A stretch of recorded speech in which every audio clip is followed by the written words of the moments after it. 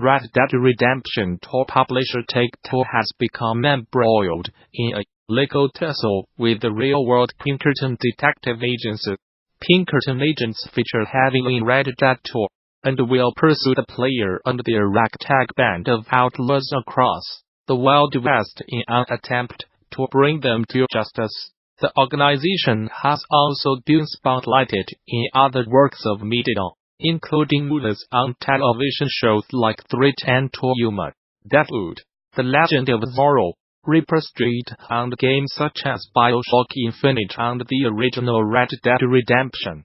For whatever reason, however, which could have something to do with Red Dead 2's extraordinary success, Pinkerton Consulting Investigations have now decided to take issue with its usage in Rockstar's open-world sequel. As reported by The Verge, the company sent a cease and desist letter to Take-Two last week, demanding royalties for the use of the Pinkerton name in-game. Although the letter praised Rockstar's clear affection for the Pinkerton company, it also claimed Red Dead 2 was trading on the goodwill associated with its trademarks.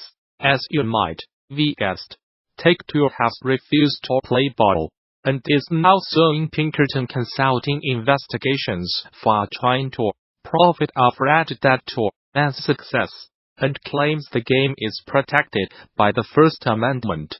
Defendants claim to hold trademark rights in the names Pinkerton Detective Agency and Pinkerton, which are used in Red Dead 2. Defendants assert that plaintiffs have infringed those rights by referencing the historical Pinkerton National Detective Agency and Pinkerton agents and using the Pinkerton National Detective Agency's historical badge in the game, explained Take-Two in a court filing. By doing so, defendants ignore well-established First Amendment principles that protect expressive works, like Red Dead 2, from exactly the types of claims that defendants have lodged against plaintiffs. Put simply, defendants cannot use trademark law to own the past and prevent creators from including historical references to Pinkerton agents in depictions of the American West. You can check out the complete court document below, which details Pinkerton Consulting Investigations' initial demands and Take-Two's response. Take-Two Interactive vs. Pi. By Scribd, the Securities and Exchange Commission, SEC, and Wells Fargo Securities, said in a joint court filing yesterday that they have agreed to settle a lawsuit over 38 studios. The studio, known for developing Indoors of Amalur, was founded by former Boston Red Sox pitcher Curt Schilling and shut down back in 2012 after running out of money, and has been the subject of a long-running legal battle with the state. Final approval has been delayed due to the current government shutdown, but lawyers for both parties asked a federal judge to put the case on hold until after the shutdown is over, to give the second's relevant divisions on offices time to consider and approve the settlement in principle. As reported by the Boston Herald, details of the Pinkerto Consulting have not been disclosed. Schilling moved the company from Massachusetts to Rhode Island in 2010 after the Rhode Island Commerce Corp agreed to give the studio a $75 million loan guarantee. The SEC said Wells Fargo and the Commerce Corp allegedly failed to disclose that 38 studios needed at least $75 million, but would receive only $50 million of proceeds from the bond offering, leaving a $25 million gap. The complaint filed in 2012 claimed that many of the defendants knew or should have known, but failed to inform the ADC board that 38 studios was destined to fail according to 38 studios' own financial projections. 38 studios filed for bankruptcy less than 2 years after the move. prompting investigations and lawsuits into the company. The pro-union organization Game Workers Unite is currently working with the staff of a dozen different studios, looking to arm those individuals with the tools needed to start the unionization conversation. Polygon reports that Game Workers Unite is actively working with devs from at least 12 established studios in North America to provide the resources and training those teams will need if they want to establish a union and negotiate for terms of employment and compensation. In some cases, Game Workers Unite is working alongside an unnamed existing labor union. The organization co-founder Kinama says that most of those dev teams are relying on resources from you alone. It's about learning to have one-on-one meetings with people, learning about the issues that are affecting them in the workplace, and representing how those can be addressed with collective action. Kinama told Polygon how to organize a bargaining committee and an organizing committee and things like that, but also how to do things safely and securely under the watch of the employer for as long as possible.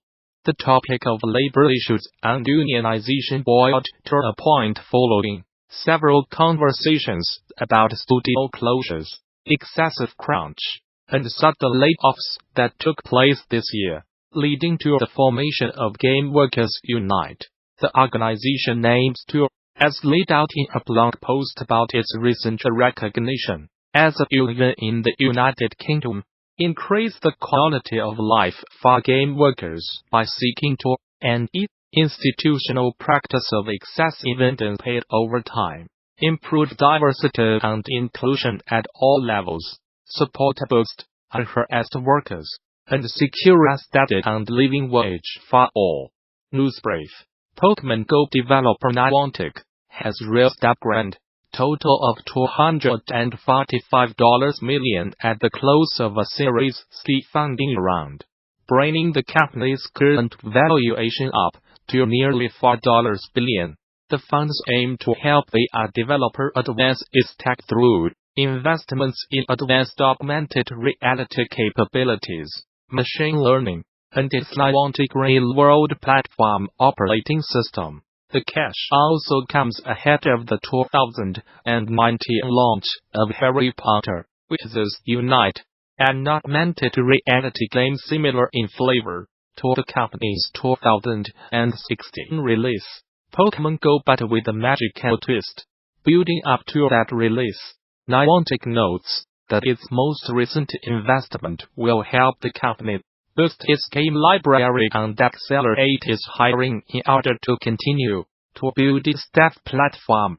We continue to be focused on delivering on our mission of bringing people together through experiences that marry advanced technology and the real world, said Niantic CEO and co-founder John Hank in a press release.